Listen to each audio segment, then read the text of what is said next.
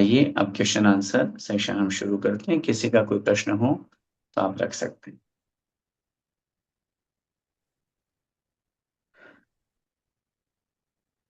विकास जी बोला। जय जिनेन्द्र भैया जी। भैया जी, ये मेरा प्रश्न नहीं है, बट किसी और ने मेरे को भेजा है, तो मैं निमित्त बन रहा हूँ आपको पूछने के लिए। भैया जी, जो भी कोई आचार्य जिनका देह परिवर्तन हो जाता है, आचार्य या मुनिराज, उस दिन जब उनका हो जाता है, तो उसके बाद अभिषेक और अर्घ अभिषेक करना या फिर अर्घ चढ़ाना क्यों मना है?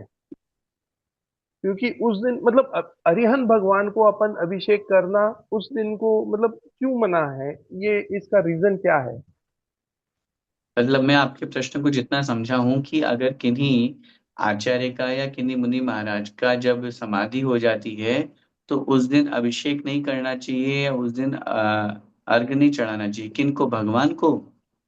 अग्नि, हाँ, जो अग्नि अपन मतलब देते हैं, अग्नि देने के अच्छा, बाद में समझ गया मैं। अग्नि संस्कार। देने के बाद में, हाँ, संस्कार के बाद में बोलते हैं कि है ना, मतलब कोई भी भगवान का अभिषेक नहीं कर सकते और अर्घ नहीं चढ़ा सकते। तो ये देखिए, लॉजिक क्या है इसके पीछे?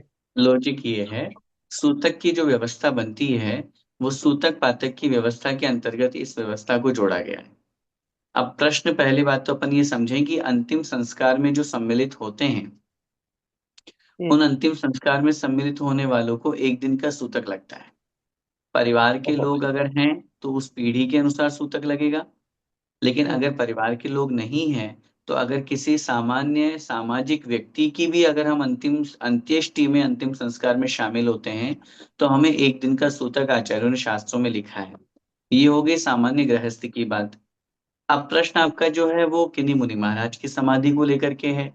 तो मुनिराज की समाधि में भी हम सम्मिलित हो रहे हैं और मुनिराज की समाधि में जो अंतिम संस्कार की क्रिया में हम गए हैं तो वहां भी जो हमारे निमित्त से या हमारी अनुमोदना से वहां जो पाप हुआ।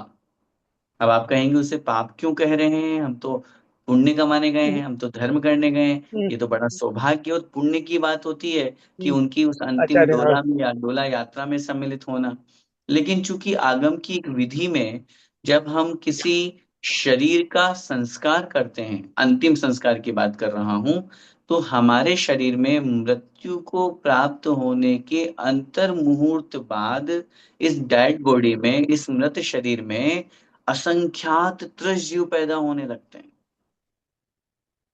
और जब किसी शरीर का दाह किया जाता है, जलाया जाता है, उसका अंतिम संस्कार किया जाता है, चाहे वो हमारा शरीर हो गृहस्थ का अथवा मुनिराज का शरीर हो, वो औदारिक शरीर है। अंतर मुहूर्त बाद उसमें जो त्रसजीव पैदा हो गए, पहले से जो हमारे खून मांस में आदि में सप्त धातुओं में जो पहले से जीव थे, त्रस जीव थे, हम्म, एकेंद्रिय निगोदी आदि जीव थे, अंतिम संस्कार में उन सबका मरण होता है। हाँ। उन सब जीवों की हिंसा होती है।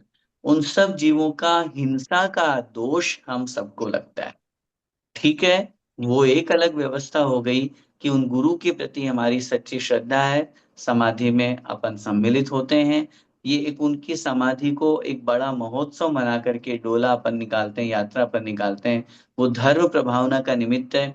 वो समता भाव का एक दुनिया को उदाहरण दे रहे हैं। वो सब अपनी जगह धर्म का है।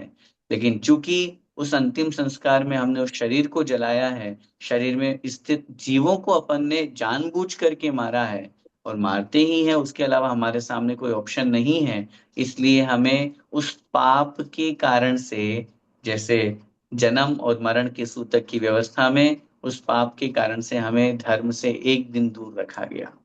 इसलिए हम पूजन भी नहीं कर सकते और हम अभिषेक भी नहीं कर सकते। अगर वो शाम को हुआ है तो बस रात्रि व्यतीत होने के बाद अगले दिन कर सकते हैं। 24 घंटा कहीं नहीं लिखा हुआ। बहुत से लोग उसको बोलते 24 घंटे तक नहीं करेंगे, 2 बजे अगर यात्रा में गए हैं तो अगले दिन 2 बजे तक। नहीं नहीं, एक दिन, दिन का मतलब डे 1। रात गई, बात गई, रात होते ही वो सारी व्यवस्थाएं समाप्त है। चाहे आप शाम को 5 बजे जाओ, चाहे 3 बजे जाओ, चाहे सुबह 10 बजे जाओ, वो दिन भर का सूतक है। अगले दिन हम अभिषेक पूजन आदि सारी व्यवस्थाएं यथावत कर सकते हैं। बहुत बहुत धन्यवाद पंडित जी, इतना माइन्यूटली हमको ये चीज नहीं मालूम था। तो बहुत अच्छा एक्सप्लेनेशन दिया, बहुत बहुत धन्यवाद। चारित्र चक्रवर्ती शांति सागर जी महाराज का एक प्रसंग मैं आपको सुनाता हूँ। चूंकि आगम में लिखा हुआ है इसलिए अपन ये सब क्रियाएं और संस्कार करते हैं। आगम्य का तात्पर्य व्यवहार की भाषा में आगम बोल रहा हूँ। एक एक बात वहां पर अग्नि संस्कार की बात।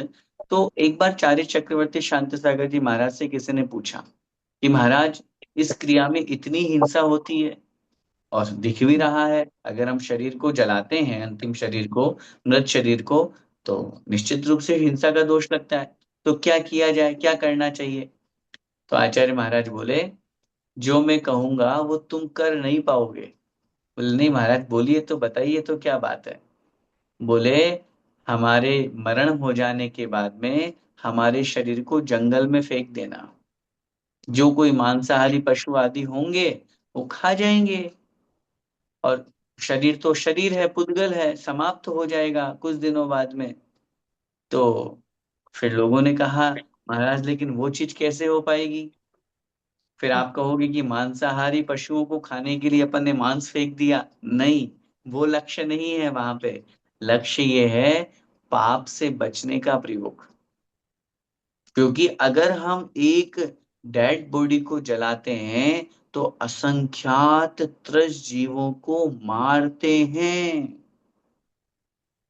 साक्षात मारते हैं, मर रहे हैं वो। अब उसमें दोष लगता है। तो उससे बचने के लिए उन्होंने ये कहा। लेकिन फिर उन्होंने कहा, लेकिन आप नहीं कर पाओगे, आपका मोह जवाब दे देगा। आप बोलेंगे नहीं, हम ऐसे कैसे छोड़ दे साहब हमारे दादाजी को, हम ऐसे कैसे छोड़ दे साहब हमारे महाराज जी को, जंगल में कैसे छोड़ के आ जाएं। तो वो आपका मोह है, इसलिए आप नहीं मान पाओगे, नहीं कर पाओगे। लेकिन अगर बेटर क्रिया देन उससे कहेंगे, तो वो पाप से बचने के लिए उन्होंने इस तरह की बात उस समय कही थी। तो कहने का तात्पर्य एक भाव रूप में, ये उदाहरण मेरे को इसलिए याद आ गया क्योंकि हमारे शरीर में अभी भी त्रस जीव हैं, हमारे खून में, मांस आदि में। और जब मरण हो जाता है तो मरण के अंतर्मुहूर्त बाद तो यूं मान लीजिए बाढ़ आ जाती है जीवों की, तुरंत के तुरंत पैदा होने लगते हैं। इसीलिए कहा भी गया है, जितना जल्दी हो सके उतना जल्दी अंतिम संस्कार कर देना चाहिए। लोग तो दो दो दिन तक इंतजार करते हैं, वो बहुत गलत है। ठीक है, रात की एक व्यवस्था है, रात में मरण हुआ है तो रात्रि में नहीं जाते हैं, क्योंकि और ज्यादा जीव हिंसा होगी रात्रि में। अपन अग्नि नहीं जलाते हैं, सारी चीजें करते हैं। तो इसलिए वो एक अलग मजबूरी हो सकती है। लेकिन सुबह अगर मरण हो गया, दोपहर में मरण हो गया, तो बहुत इंतजार नहीं करना चाहिए। बहुत बार बहुत जगह देखा भी जाता है, फॉरेन में है बेटा उनका, फॉरेन में है कोई, उसका इंतजार कर रहे हैं, वो वहां से आएगा, वो वहां से आएगा, वो करेगा। तो उस कारण से बहुत लेट हो जाता है। और बहुत देरी होने से, बहुत जितने घंटे व्यतीत होंगे उतने उतने त्रिजीव उसमें पैदा होते जाते हैं, जिनको मारने का दोष अपन को लगता है। बहुत बहुत धन्यवाद। जय जय। भारती जी का नाम। जय जिनेन्द्र भैया जी। जय जी। भैया जी हमें पूछना था, जैसे हम बोलते हैं कि हम अगर कोई सा भी कर्म करते हैं तो हमें इसका फल मिलता है। लेकिन अगर हम जिनेन्द्र भगवान की उपासना करते हैं या सच्चे दिल से उनकी भक्ति करते हैं तो हमारे असंख्यात कर्मों की निजरा होती है। लेकिन निगत्ति और जो निकाचित जैसे कर्म होते हैं, वो कर्म हम भगवान की भक्ति से भी उन कर्मों को नहीं धो सकते हैं। तो ये कर्म किस प्रकार से बनते हैं और उनका क्या कारण है भैया जी? कर्म की जो दशाएं हैं वो 10 प्रकार की होती है। उपशम, क्षय आदि रूप में, उदय, सत्व, बंध आदि के रूप में, या हम कहें जिसे उपशामना कहते हैं, निधत्ति निकाशना कहते हैं, उत्कर्षण, अपकर्षण, संक्रमण, इन 10 प्रकार की व्यवस्थाओं में निधत्ति और निकाचित कुछ कर्म ऐसे होते हैं जो जैसा जीव कर्म करता है उस अनुसार उसमें उत्कर्षण अपकर्षण नहीं हो सकता। उसने कर्म किया है, उसका फल उसको भोगना पड़ेगा। और निकाचना उसे कहते हैं कि उसमें उत्कर्षण अपकर्षण हो सकता है लेकिन संक्रमण नहीं हो सकता।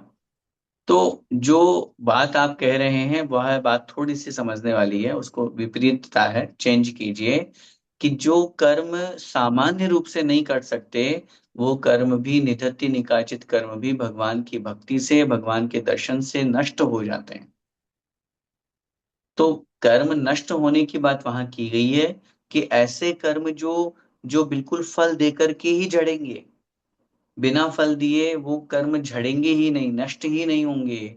वो कर्म भी भगवान की भक्ति से, भगवान के दर्शन के प्रभाव से नष्ट हो जाते हैं। ये भाव, ये भक्ति, ये प्रभु की भक्ति, प्रभु के दर्शन का महत्व बतलाने के लिए वहां पर कहा गया है। तो निधत्ते निकाचित सामान्य रूप से ऐसे कर्म होते हैं जिनमें परिवर्तन नहीं होता है। जिस भावना से, जिस रूप में, जितना स्थिति और अनुभाग रूप में कर्म बांधा गया है, उस अनुसार वो फल देते हैं। इसलिए उनको निधत्ती और निकाचित कहा जाता है।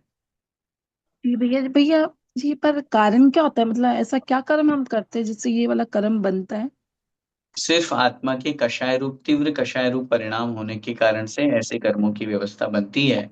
आचार्य भगवंत नेमिचंद स्वामी महाराज ने द्रव्य संग्रह में लिखा है, पैडिठ्यनुभाग पदेश भेदादु चतुर्विदो बंधो जोगा पयडि पदेशा ठिडि अणुभागा कसायदो होंती। प्रकृति, प्रदेश, स्थिति और अनुभाग, ये चार प्रकार के बंध में से प्रकृति और प्रदेश बंध जो होता है वो योग के निमित्त से होता है।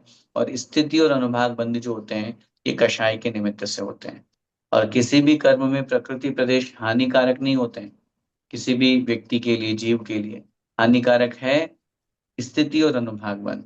तो जिस जीव की जितनी ज्यादा कषाय होती है उतना वो अशुभ कर्मों को ज्यादा मानता है। तो इसलिए कषाय महत्वपूर्ण है, इसलिए इस तरह के कर्म बनते हैं। जी भैया जी, एक प्रश्न और है। उसका आधा समाधान तो आज आपके व्याख्यान से हमें मिल गया। एक बच्चे ने हमसे क्वेश्चन किया था तो हम भी इसका रिप्लाई नहीं कर पाए थे, कि जैसे आपने बताया मुख केवली भी है ना, हालांकि उनमें मतलब हित उपदेश नहीं करता, पर फिर भी उनमें ये गुण पाया जाता है। तो उसका उत्तर आधा तो हमें यहाँ मिल गया। उसका उत्तर हम कल उनको देंगे। और एक और चीज पूछी थी कि सिद्ध भगवान भी फिर आत्म के कोटि में ही आएंगे, क्योंकि उपदेश तो वो भी नहीं करते। ठीक बात है, अरिहंत भगवान और सिद्ध भगवान भी आपते ही हैं। विशेष रूप से अरिहंत भगवान को इसलिए कहा जाता है क्योंकि वो उपदेश देते हैं। सिद्ध भगवान तो उनसे भी बड़े हैं, सिद्ध अवस्था को प्राप्त हो चुके हैं। तो सिद्धालय में भी बैठे सिद्ध भगवान भी भले ही मुख से उपदेश न देते हों, लेकिन आज उनकी पूजा करके हमारी आत्मा का कल्याण हो रहा है, हमारे पुण्य में बंद हो रहा है। भूत नए की अपेक्षा से उन्होंने पहले उपदेश दिया है। तो उस दृष्टि से उनको भी वो विशेषता घटित करके सच्चे आप्त में ही ग्रहण करना चाहिए। जी भैया जी, एक चीज और, एक हम जो हम गुणस्थान की बात करते हैं तो बोलते हैं संपूर्ण कषाय माला 10वें गुणस्थान तक समाप्त होती है कि 12वें गुणस्थान में? मतलब कषाय संपूर्ण का जो कषाय। नाश होता है, पूर्ण रूप जी। से कषाय का नाश या पूर्ण रूप से मोहनीय कर्म का नाश 10वें गुण स्थान के अंतिम समय में होता है। और शपथ श्रेणी आरोहण करने वाले जो मुनि महाराज होते हैं, जो वो 8वें, 9वें और 10वें गुण स्थान में होते हैं, तो 10वें में संपूर्ण मोहनीय का, संपूर्ण कषाय का, संपूर्ण लोभ आदि का त्याग करके और 10 से सीधा 12वें में पहुंचते हैं। तो इसमें 10वें के श्रेणी देखी, अंतिम, बोलिए। इसमें मतलब श्रेणी देखी जाएगी। एक्चुअल में एक क्वेश्चन आया था कि ना गुणस्थान में संपूर्ण मतलब कषायों से मुक्ति कब मिलती है। तो जैसे हमने 10वें गुणस्थान लिखा तो हमें गलत कर दिया गया इसका आंसर। हाँ, तो बोले नहीं, इसलिए कर 12वें दिया गया। गुणस्थान। संपूर्ण कषायों से मुक्ति कहाँ मिलती है, कौन से गुण स्थान में मिलती है? तो संपूर्ण जी। कषायों से मुक्ति अभी 10वें में कहाँ हुई? 10वें में तो है कषाय। कषायों से मुक्ति तो 12वें में मिलेगी। लेकिन तो फिर कषाय नष्ट कब कब हुए? 10वें के अंत में। तो 10वें के अंत में कषाय नष्ट हुई, तभी तो 10 से सीधा 12वें में पहुंचे। तो जैसे उदाहरण समझ लीजिए, हम्म। आपसे कहा जाए 10वीं पास कब होती है? जी। प्रश्न का उत्तर दीजिए। एग्जाम, एग्जाम देने के बाद, मतलब नहीं, पास होने एग्जाम के बाद, देने के बाद पास नहीं होने के होती, बाद, पास रिजल्ट होने आने के के बाद, बाद होती है। रिजल्ट आने के बाद। ठीक। तो फिर अंतर हो गया ना। आप अगर एग्जाम हम्म। देने के बाद ही कह दोगे मैंने तो 10वीं पास कर ली, तो गड़बड़ है मामला। जी जी। तो इसीलिए 10वीं में, 10वें गुणस्थान में अभी वो एग्जाम दे रहे हैं और हम्म। 10वें के अंत में रिजल्ट आ रहा है। उन्होंने 10वें के अंत में लास्ट फाइनल पेपर देने के बाद में उन्होंने सभी कक्षाओं को नष्ट किया और 10 से सीधे 12वें में पहुंचे। 12वें गुण स्थान के प्रथम समय में वो क्षीण कषाय कहलाते हैं, क्षीण मोह कहलाते हैं। हम्म। क्षीण मोहनीय कर्म, क्षीण राग, सब कुछ का उन्होंने मोह का नष्ट कर दिया। तो 12वें गुण स्थान के प्रथम समय में वो अवस्था प्रकट होती जी भैया जी, बहुत धन्यवाद। बहुत बड़ा जो कंफ्यूजन था वो क्लियर हुआ। जय जिनेन्द्र भैया जी। है। श्रवण संस्कृति जी से सी। जय जिनेन्द्र पंडित जी। पंडित जी, अभी जो आपने शांति सागर महाराज जी का एक एग्जाम्पल बताया आपने, तो मतलब जैसे वो मृत्यु के बाद में शरीर को फेंकने की बात हो रही थी, तो फिर अभी कुछ मतलब समाज में वो कैसे जमीन में दफनाने की बात होती है ना, तो वो कहाँ तक सही है फिर, मतलब फिर दोनों यहाँ। में अंतर है भाभी। हाँ हाँ। ठीक है, प्रश्न अच्छा किया आपने, दोनों में अंतर है। हाँ। जैसे शरीर को जंगल में फेंकने पर तो वो शरीर हवा में है, हवा प्रकाश में है, शरीर हम्म। में जीव पैदा होते हैं। और ऐसा तो है नहीं कि हम मांसाहारी प्राणियों को भोजन दे रहे हैं, लेकिन उस पाप से बचने के लिए, क्योंकि अब शरीर से हमारा संबंध नहीं है, शरीर से हम्म। कोई लेना देना नहीं है, शरीर से कोई ममत्व नहीं है, जो आत्मा थी वो चली गई, ये तो हमारा राग है, इसलिए अपन उनकी आत्मा के चले जाने के बाद में भी अपन उनको सम्मान दे रहे हैं। लेकिन दफनाने वाली व्यवस्था और इनमें दोनों में बहुत अंतर है। दफनाने वाली व्यवस्था में तो जब अपन देखते हैं तो डेड बॉडी को जितना आप प्रिजर्व रखोगे, अंदर रखोगे, तो वो उतने दिन और अंदर ही अंदर सड़ेगी, सड़ांध होगी, गलेगी, सड़ेगी, उसमें और जीव पैदा होंगे, और जीव पैदा होने से वो तो और ज्यादा पाप का कारण बन रहा है। तो इसलिए उन दोनों में डिफरेंस समझिए। हम आचार्य भगवंत ने जो उदाहरण दिया वो, या जो बात कही वो इसलिए कही क्योंकि बाहर जाने के बाद में, जंगल में फेंक देने के बाद में अब कोई मतलब नहीं है। और हवा प्रकाश से, अच्छा जो जंगली पशु है वो अन्य पशुओं को मार के खाते हैं, जब उनको वो डेड बॉडी मिल जाएगी तो वो थोड़ा थोड़ा करके एक दिन में भी खा लें, 5 दिन में भी खा लें, जो उनकी व्यवस्था वो जाने वो। लेकिन कम से कम वो सामने वाला व्यक्ति या समाज या जो लोग हैं परिवार के, वो उस पाप से बच जाएंगे। तो उस दृष्टि से उन्होंने कहा है। लेकिन हकीकत में देखा जाए तो प्रैक्टिकली न हम मान सकते, न कोई किसी का भी मन नहीं मानेगा। वो मोह बोल रहा है कि अपन इनका संस्कार करें, क्योंकि ये जैसे डेड बॉडी या जब किसी का मरण हो जाता है तो कोई भी व्यक्ति उसको उसको अकेला नहीं छोड़ता है, कोई ना कोई उसके पास में बैठा हुआ भी रहता है। व्यंतर आदि के निमित्त से भी उसमें कौतूहल किया जा सकता है, शास्त्रों में बहुत से ऐसे उदाहरण आते हैं। रात्रि में किसी का मरण हो जाता है तो उसमें भगवती आराधना में आया है, उसमें डेड बॉडी में थोड़ा सा कट लगा देना चाहिए, चीरा लगा देना चाहिए, अंग खंडित कर देना चाहिए। क्योंकि संपूर्ण अंग या संपूर्ण शरीर होने से उसमें कोई व्यंतर आदि जो कौतूहली होते हैं वो कोई मजाक कर सकते हैं, कोई शक्ति के माध्यम से उनको ऊपर उठा सकते हैं, ये सब चीजें हो सकती है। तो उस दृष्टि से उनका अंग भंग कर दिया जाता है। तो वो सारी व्यवस्थाओं को देख करके अपन को जो चल रही है व्यवस्था उसी में करना चाहिए। बाकी उनका जो भाव था वो पाप से बचने का भाव था, इस दृष्टि से उन्होंने ऐसा कहा। और एक प्रश्न था पंडित जी, मतलब अभी जैसे महाराज जी की समाधि हो जाती है, तो समाधि लेने के लिए वो एक कक्षा में रह मतलब कक्ष में रहते हैं ना, तो बाद में उनका पार्थिव शरीर का अंत संस्कार एक अलग जगह पे होता है। तो अगर समाधि के बाद हमें जाके अभी दर्शन लेना है, तो वो जो जगह पे उन्होंने समाधि ली वो जगह को ज्यादा ये आएगा, या वो जहाँ पे अंत संस्कार होता है वो जगह के ज्यादा महत्व आएगा, मतलब थोड़ा ये। देखिए, महत्व दोनों ही है, हालांकि वो महत्वपूर्ण ज्यादा है जहां उन्होंने अंतिम प्राण लिए, हाँ। अंतिम श्वासोच्छ्वास धारण किए, वो ज्यादा महत्वपूर्ण है। लेकिन चूंकि जिस शरीर में वो रहे हैं, वो शरीर का जहां अंतिम संस्कार हुआ है या होता है, वो भी बहुत महत्वपूर्ण होता है। क्योंकि वही बात आ जाएगी, उससे पूर्व पर्याय की अपन बात करेंगे मरण से पहले की। तो शरीर माध्यम खलु धर्म साधनम, शरीर एक धर्म करने का महत्वपूर्ण साधन है, इसलिए वो भी महत्वपूर्ण है। आज जैसे एग्जाम्पल समझ लीजिए, अ, जैसे आचार्य श्री ने कुंडलपुर में इतना समय व्यतीत किया या किसी भी स्थान पर किया, तो अपन बोलते हैं ना, शास्त्रों में भी है और प्रैक्टिकल भी है, सिद्धांतता है भी, कि उनकी वर्गणाएं आज भी अपन को फील होती है, हम्म। उनकी शारीरिक वर्गणाएं या पौद्गलिक वर्गणाएं। तो जिस बॉडी में वो आत्मा रही है, यहाँ तो 10 दिन रह गए हैं तो उसमें ही अपना कल्याण हो जाता है या वो वर्गणाएं अपन फील करने लगते हैं। इतने वर्षों से, इतने सालों से जिस शरीर में वो आत्मा रही है, तो वो शरीर भी पवित्र और पावन हो जाता है, वो वर्गणाएं वहां भी होती है। तो वो वर्गणाएं कहीं ना कहीं इफेक्टिव होती है। तो इसलिए जहां अंतिम संस्कार होता है, वहां चूंकि वो शरीर और शरीर से वो आत्मा कनेक्टेड थी, तो वो वर्गणाएं भी कहीं ना कहीं उस शरीर में पवित्र और पावनता देती है। तो वो स्थान भी महत्वपूर्ण है।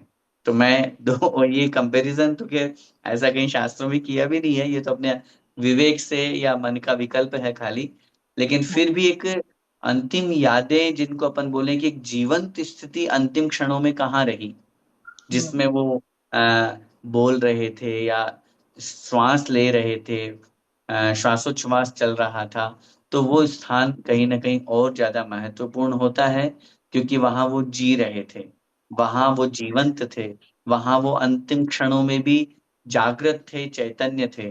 तो वो स्थान भी महत्वपूर्ण होता है। और चूंकि समाधि स्थल बोलो या स्मारक बोलो, वो भी इसलिए महत्वपूर्ण बन जाते हैं क्योंकि वहां भी उन्होंने उनके शरीर को अंतिम समय या अंतिम रूप दिया गया, इसलिए वो भी पवित्र है। जी पंडित जी, धन्यवाद। बिल्कुल।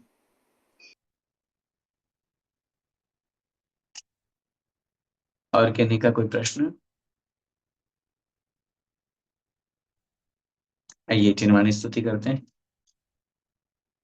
जावाणी के ज्ञान ते सूझे लोकालोक, सोवाणी मस्तक नमु सदा देतु लोक। हे जिनवाणी भारती तो हे जपू दिन रैन, जो तेरा शरणागहे सो पावे सुख चैन।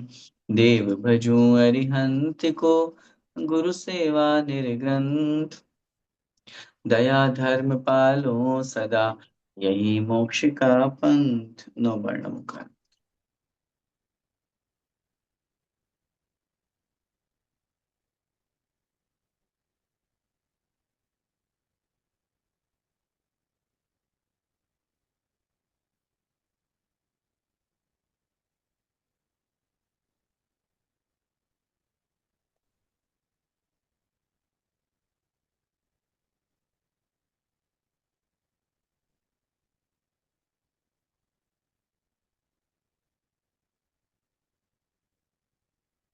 द्वादशांग में जिनवाणी माता की जय हो। जय जय हो संत जय हो। शिरोमणि आचार्य भगवंत श्री विद्यासागर जी महामुनिराज की जय जय हो। जय हो। परंपराचार्य श्री समय सागर जी महाराज की जय हो। जय परम पूज्य गुरुदेव निर्यापक श्रमण मुनि पुंगव श्री सुधा सागर जी महाराज की जय हो। जय अढ़ाई द्वीपस्थ समस्त महामुनिराजों की जय जय हो। सभी को जय जिनेन्द्र। जय जय जिनेन्द्र।